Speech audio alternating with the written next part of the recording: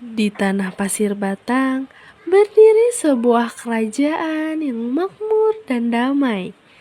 Rakyat hidup sejahtera di bawah kepemimpinan Prabu Tapa Agung, raja yang adil dan bijaksana.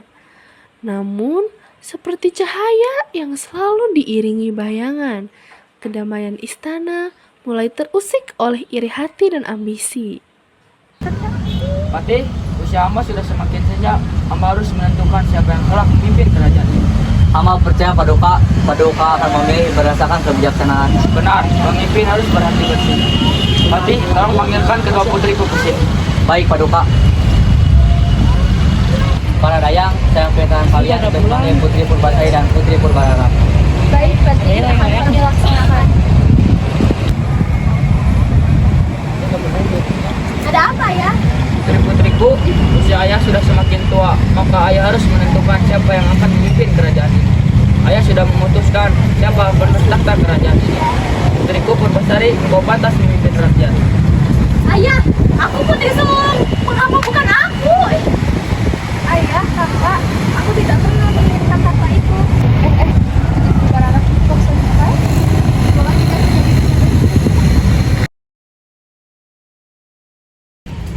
Ayah, pilih kasih. Dia tidak melihat pengorbananku sebagai sulung. Purbasari itu lemah. Dia tidak pantas memimpin. Tenanglah, pengalaman saya sudah cukup. Tidak perlu rencana. Ayahanda sudah terlalu tua untuk memikir janji. Rencana apa, Indrajaya? Aku menginginkan tahta itu. Dan aku ingin Purbasari disingkirkan dari hadapanmu selamanya. Di luar kerajaan ada penyihir sakti di tempat tersentuhan. Dia bisa membuat Basari buruk rupa. Bahkan Prabu Tapa Agung pun akan jijik melihatnya. Ini bagus. Dengan begitu, tidak ada lagi yang menginginkan putri dengan penyakit menjadikan itu sebagai seorang ratu. Kalau begitu, suruh penyihir itu bertindak sekarang juga. Sebelum malam petaka istana terjadi, sang penyihir jahat telah mengutuk seorang pangeran pemberani yang menentang kejahatan. Di alam kahyangan, hiduplah seorang dewa bernama Sahyang Guru Minda. Karena keangkuhan manusia dan tipu daya kejahatan, takdirnya pun mulai berubah. Aku tidak akan tunduk pada keserakahan dan ketidakadilan. Kekuasaan tanpa hati hanyalah kehancuran. Kau berani-beraninya menentang kehendak yang telah ditentukan. Aku hanya membela kebenaran. Kebenaran? Hah! Dunia ini milik mereka yang berkuasa. Jika kau tidak mau patuh, maka kau harus disingkirkan. Dengan kekuatan gelap, kutuklah Sahyang Guru Minda. Jadikan ia makhluk hina agar ia belajar tentang kerendahan hati. Apa yang kau lakukan? Mulai saat ini kau akan hidup sebagai lutung tak sarung hingga kau menemukan hati yang tulus dan cinta yang murni. Sekarang kau hanyalah seekor lutung. Tak ada yang akan menghormatimu lagi. Jika memang ini jalanku, aku akan menjalaninya. Kebenaran akan menemukan jalannya sendiri. Pangeran yang mulia itu pun terperangkap dalam wujud seekor lutung, mengembara tanpa arah, membawa dendam pada kejahatan yang sama. Indrajaya, carikan aku seseorang yang bisa menyingkirkan Purbasari. Di luar kerajaan ada penyihir yang menguasai kita. Prajurit, tolong bawakan penyihir itu ke sini. Baik, Paduka Pangeran.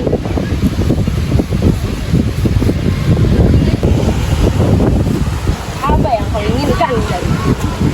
Bantu aku untuk menyingkirkan Purbasari. Kalau bisa, kutuk dia. Kutukan? Bisa aku berikan.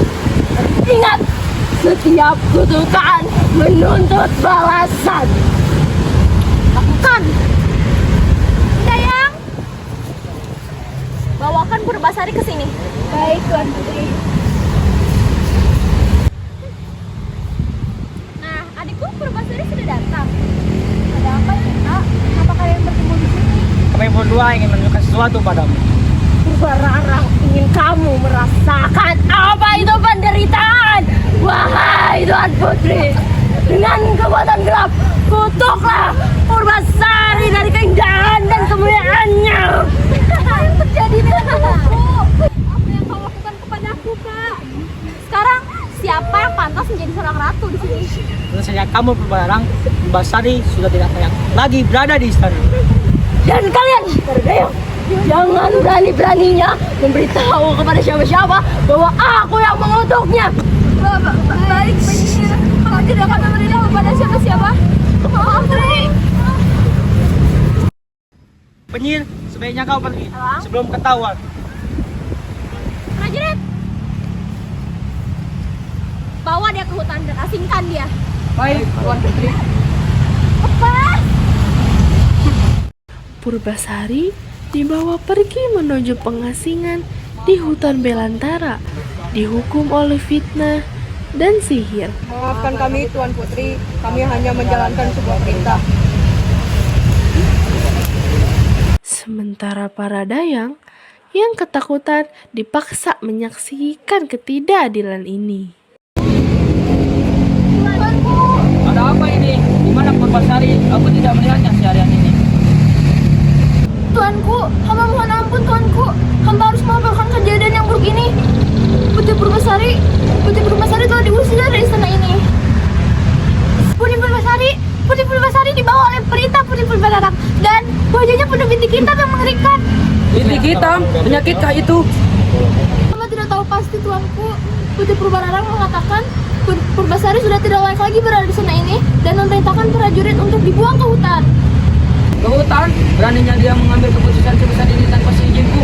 Prajurit, cari Purbasari ke hutan sekarang dan panggilkan Purbararang. Baik, Paduka Raja. Ada apa ini? Mengapa ada para dayang? Sekarang beraninya kau mengusir adikmu tanpa seizinku. Ayahanda, ampun, Purbararang tidak mengusirnya, hanya saja mengasingkannya sementara. Penyakit kulit yang berada di dalam tubuh Purbasari itu sangat berbahaya dan menular. Penyakit menular? Benar Ayahanda. Tabib istana mengonfirmasi. Ini semua demi melindungi istana dan Ayahanda. Baiklah, jika ini demi kebaikan semua, urusanmu bisa kau mengerti. Pastikan dia dirawat. Tentu Ayahanda. Mengapa kebaikan dibalas oleh penderitaan? Di hutan yang sunyi ini, siapa yang peduli denganku?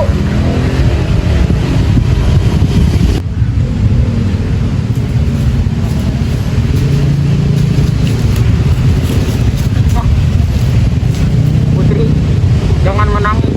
Aku melihat ketulusan di hatimu. Seekor lutung, namun suaramu begitu menenangkan. Siapakah sebenarnya dirimu? Aku adalah korban lain dari kejahatan yang sama menimpamu, Putri. Dahulu, aku adalah pangeran yang berani menentang penyihir itu. Jika kau ditutup karena kebenaran, maka kau lebih mulia dari manusia manapun. Aku merasa aman bersamamu. Berhari-hari mereka hidup di hutan saling menguatkan. Sang Luntung Sakti menggunakan kesaktiannya untuk memastikan Purbasari hidup nyaman, memberi sumber air jernih dan tempat berteduh. Sementara di istana, desas-desus mulai menyebar. Prabu Tapa Agung jatuh sakit karena rindu dan rasa bersalah. Paduka Raja, kami membawa kabar. Putri Purbasari hidup dan ajaibnya kulitnya telah pulih. Dia ditemani seekor lutung yang tampak sakit. Putriku hidup, panggil mereka sekarang juga. Aku harus bertemu dengannya. Baik, Paduka Raja. Itu, apakah kita harus kembali? Kataku mungkin masih membenciku. Ayahandamu sakit. Kerajaan membutuhkan pemimpin yang hatinya murni sepertimu. Kebenaran harus tegakkan di sana. Jangan takut, aku akan bersamamu. Kau benar sahabatku. Demi ayah dan rakyat pasti batang, kita harus kembali. Paduka, Putri Purbasari telah kembali dari pengasingan, membuktikan dirinya kuat dan tabah. Mengapa ini bisa terjadi? Dia terlihat sehat. Janganlah, kita masih dalam keadaan. Ayah pasti membelamu sebagai berisu.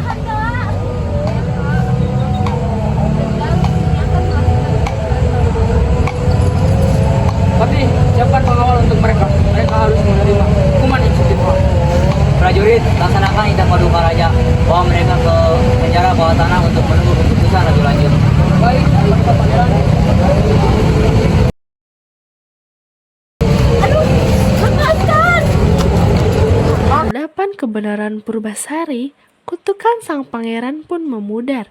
Keadilan kembali ditegakkan. Ini adalah pertanda bahwa kekuatanku, kutukanku hancur. Ah! Kekuatanku melemah. Pangeranku, pangeran mulia, hamba adalah pangeran Burmina dari kerajaan Parajangan. Sekali lagi, maafkan ayahandamu Purbasari dan pangeran Burmina. Sambutlah kaki baik ini, karena kerajaan Pasir Batang membutuhkan pemimpin seperti kalian. Karena ketulusan tidak pernah kalah. Saya menyerahkan takhta ini kepada kalian.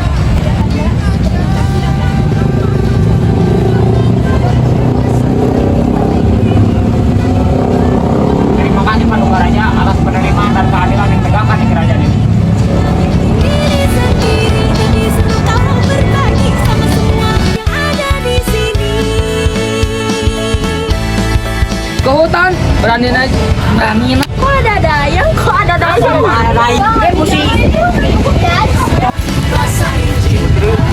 Sekarang Basari sebagai